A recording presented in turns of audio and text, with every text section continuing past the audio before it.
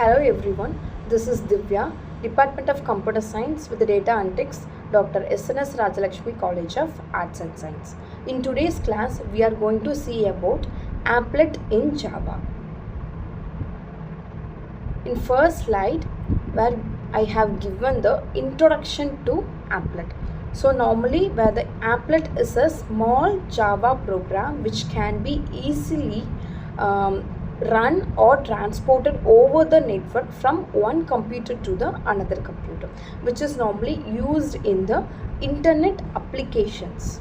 So which is embedded with a HTML page which can be downloaded from the server page and also which runs in the client page, so that which is easily do a specific kind of job in over the network.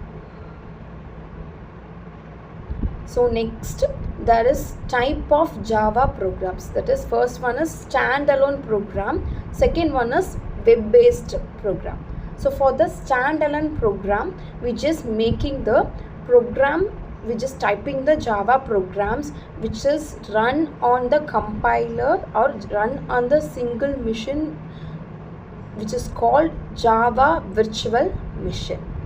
So here, to compile the particular Java program, we just use the Java C followed by program name .java. So to run the program, we just using program name .java.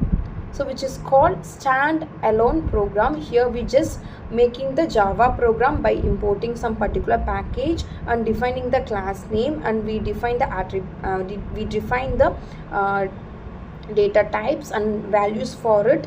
We just import some methods, we just call some methods or function, we just execute the program, we just give the output to the screen. So it can be done in a single machine which is called Java virtual machine. Yes.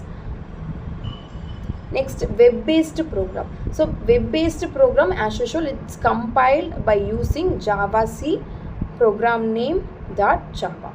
To run the program, we have to use the word called Applet viewer or web browser to run the particular Applet web-based program. Yes, here must subclass of Applet. Here we must import the package called Applet and AWT. So to support the Applet function which is used in web-based programs. Applet class. So here Java.applet.applet is the super class of all the Applet packages. So here Applet class has a predefined hierarchy here, that is java.lang.object, again java.awt component, Java AW2 container, Java AW2 panel. These are the some sub classes of the package which is called java.applet.applet. This is called super class of the Applet class. So small example I have given here. So first function for the Applet program, we should import the package called java.applet. So followed by the asterisk symbol, we can call combination of all Applet program, Applet package which is comes under the Applet class. So next, same as we just calling the package import java.aw followed by asterisk which is includes that, or which is defined that's all the package which is comes under AWT. So here I am defining the class first Applet which should be extend from the predefined class called Applet, which is said case sensitive. Here we must define A as a capital. Next, public void paint-off method. Here I am calling paint-off method to support the particular graphic in my output screen. So here I am calling predefined function called graphics.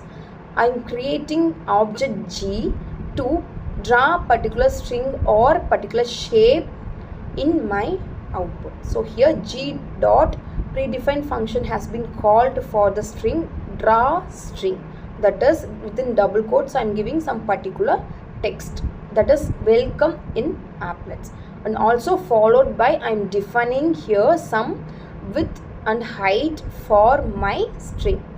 Yes,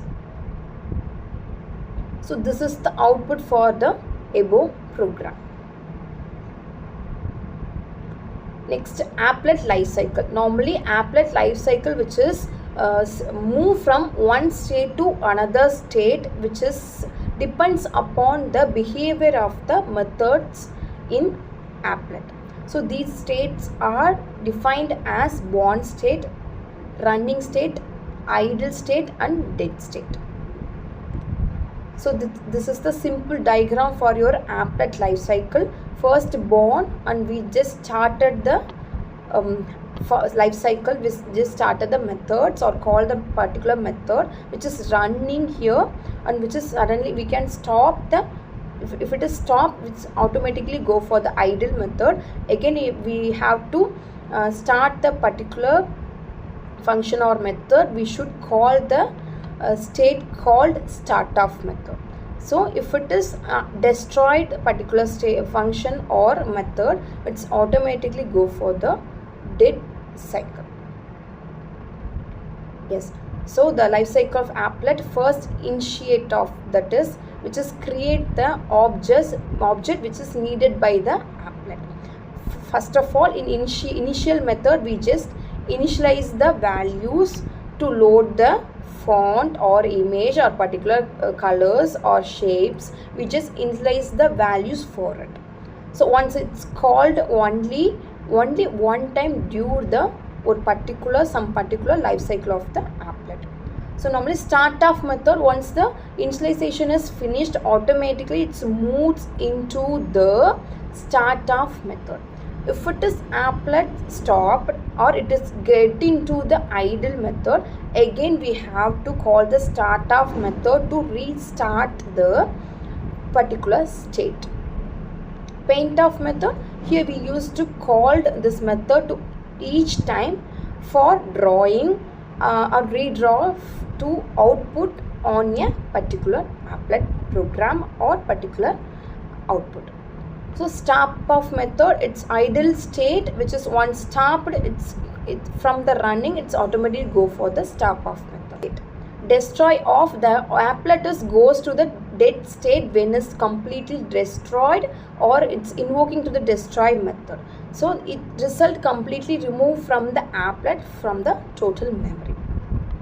So in today's class we just go through the what is Java applet and how it's used, simple exams has been revised, and finally what is the life cycle of applet and what are the state has been involved in the applet life cycle. Thank you.